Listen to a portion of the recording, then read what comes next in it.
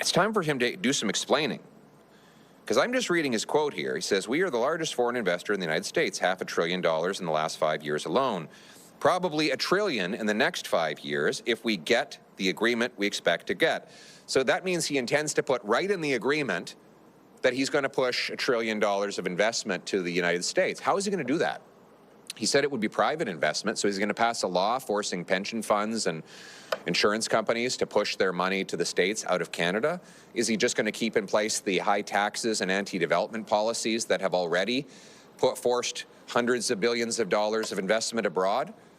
And are the Americans committing to send $1 trillion back? If he says this is just normal capital flows between countries, surely then President Trump is going to be committing to $1 trillion of investment in Canada. To be clear, $1 trillion is the equivalent of a third of our entire GDP. It's like literally all the economic activity for 4 consecutive months.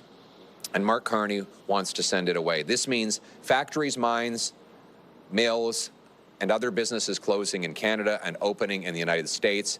Where was that in Mark Carney's election platform, that he was going to push $1 trillion of Canadian investment to the U.S.? I'm very curious if any of you could find that. In fact, he has broken all of his promises, and we can't trust him anymore. We're in the House of Commons today. We are debating a Conservative motion exposing the insanity of doing the same thing over and over and over again and expecting a different result. Remember, Justin Trudeau promised 10 years ago that deficits would lead to investment. That was what he meant when he said the budget would balance itself. Over in that building, he said, you see, if you run deficits, they will spark investment, which will grow the economy, increase tax revenues, and the budget will balance itself. Well, Mark Carney wrapped it up in a more sophisticated sounding, but not all too different slogan, and it was a slogan: spend less and invest more, but it meant exactly the same thing, that government deficits would generate investment that would grow the economy. Well, how does it work over the last 10 years? Because it's exactly the same formula.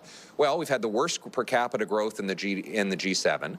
Per capita investment in Canada is actually down 10% in Canada. Again, the worst in the G7.